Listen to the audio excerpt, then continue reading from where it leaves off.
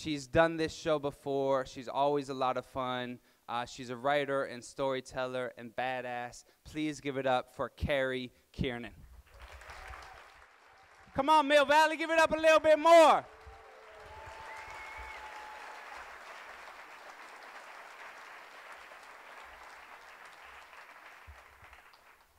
Let's see, how much taller is Josh Healy than I am? Not too bad, not too bad.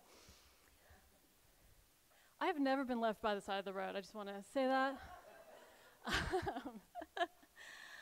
Years ago, I was invited to dinner by some friends where the only other guest was a sort of mutual friend, and he had a very Irish name. So we're going to call him Sheamus. So Sheamus and I had known each other for many years, but only very slightly.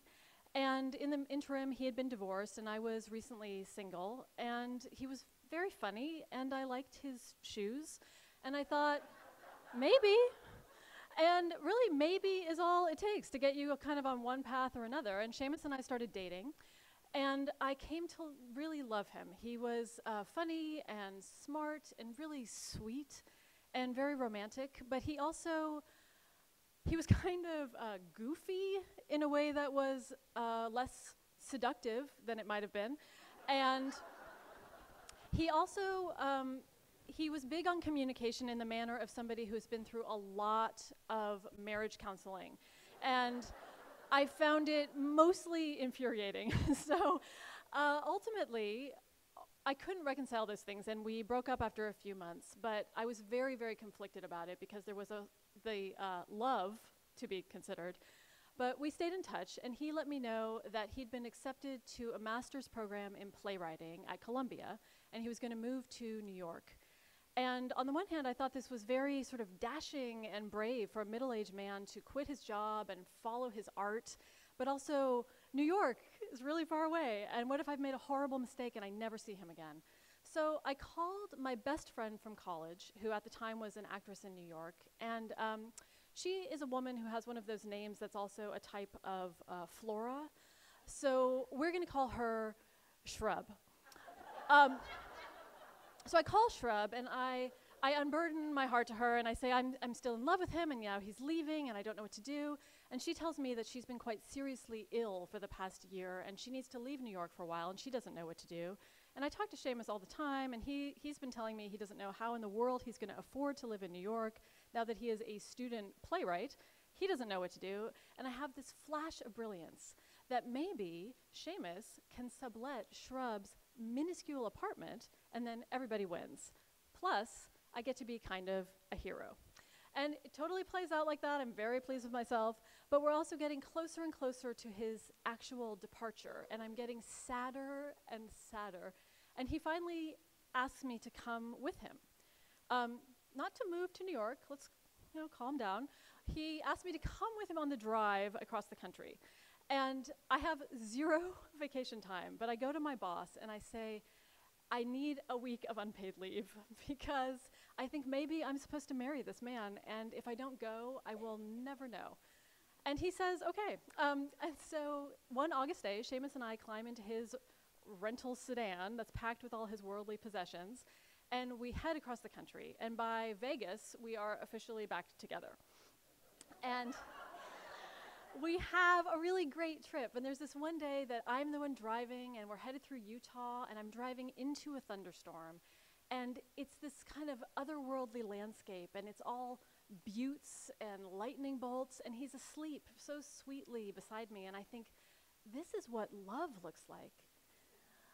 But later in the same trip, we're at kind of a nice restaurant, and I turn my attention to him, and I find that he is mixing his side of ranch dressing into his salad with both of his bare hands.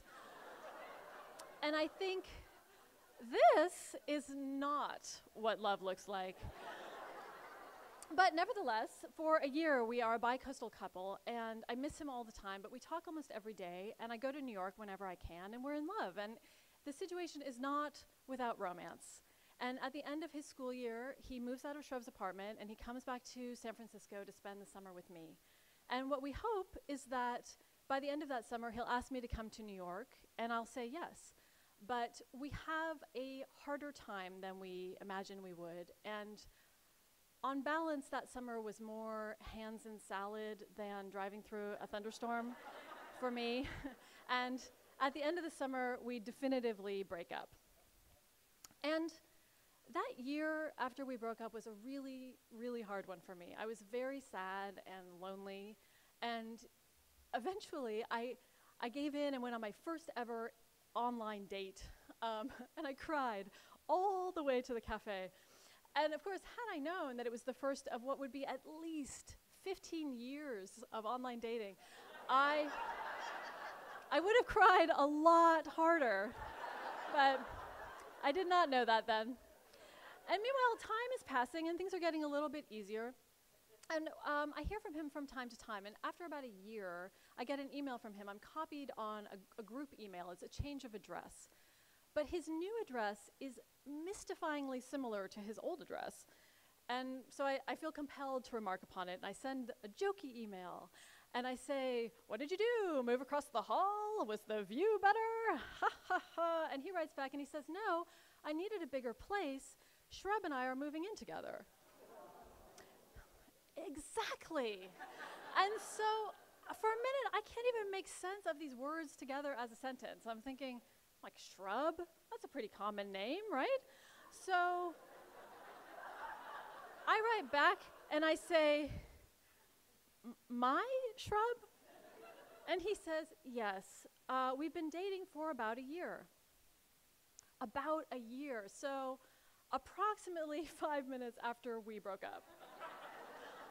And as I've been preparing the story, I've been trying to think how to convey to you my feelings upon this revelation. And I know I'm not going to do it justice. I can just tell you that in reality, it was much, much worse than I ever would have imagined had you sort of presented it to me hypothetically. It undid me. And I find that when somebody you were in love with takes up with somebody that you loved, you can picture them together really clearly, like painful clarity. And it's like having that love montage running through your head all the time. And it made me physically queasy, and I cried myself to sleep for months. And there's a code, right? It's not even a complicated code. If you're my ex-boyfriend, you can do whatever you want. I mean, I may have feelings about it, but it's no longer your problem. However, if you are my friend and you are knowingly dating my ex-boyfriend whom I thought I might marry, you have to tell me. That's it. That's the whole code. You don't have to ask my permission, but you do have to tell me. And you have to do it soon. Maybe not on your first date, but you know what you don't do is date him for a year and then move in with him and never mention it. Because then you would be in violation of the code and all women would shun you forever, as they should. So nevertheless, it's been months and months of this queasy misery, and I want to be better. So I think, what can I do? And I decide if I could just see Sheamus and we could just kind of get it over with and we could be done with the first time and we would reestablish some kind of friendly situation, and then maybe the next time I could see them together and not do something unhinged. So I'm going to New York to see some friends, and I write to him and I ask him if we could have a cup of coffee. And he says we could, but he will definitely need to bring Shrub because he thinks that it would be a betrayal of her to see me alone. Where were you guys? I totally needed you. So obviously there are many reasons this is infuriating, among which my relationship with Shrub is much longer and far more complex than my relationship with Sheamus, and I just don't feel that he's in any position to insist that I see her. And also, I feel if we reflect, we will see that the only betrayal in this scenario is hers of me. But I think he's a reasonable man. I will explain it again to him, and it will be fine. And I'm in Brooklyn, And I get an email from him, and it's clear that he's confused the dates, and he thinks that I'm coming the next week. And I thought, at this point it would be easier just to call him, and we'll clarify all of this confusion. So I call, and Shrub answers the phone, which for some reason I never even entertained as a possibility, although she also lived there.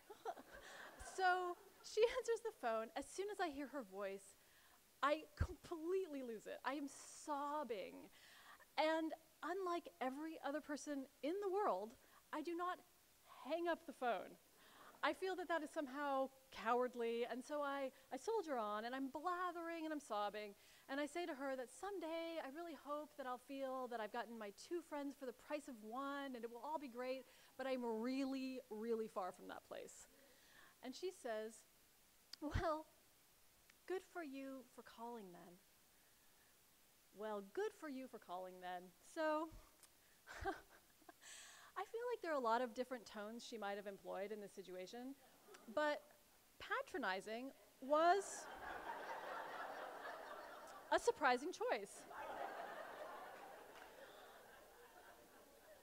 Not content to let the fun end, I asked her to put Sheamus on the phone, and you can only imagine the sort of panicked miming they must be doing. He gets on the phone, I'm still crying, I sort of say the same thing to him, and he says, well, you do have the 2 of us. We care about you. And I feel like maybe if he had just stopped there, I might have escaped from that conversation with a tiny shred of my dignity left intact, but he wasn't finished. So what he actually said was, we care about you. Pause. You introduced us. So I didn't have coffee with Sheamus, not then and not ever. And Shrub and I never spoke to each other again. Meanwhile, I have continued to try to find my soulmate on the internet. And Sheamus and Shrub have been married now for many years, and they moved back to the Bay Area. And they have 2 children. And, I really do hope that they're happy, because after all, I introduced them. Thanks a lot.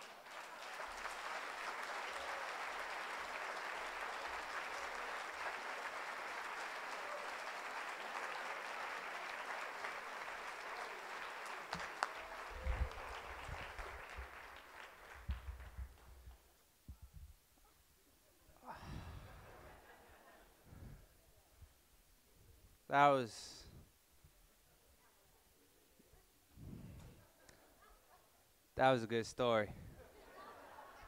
Give it up for Kari one more time.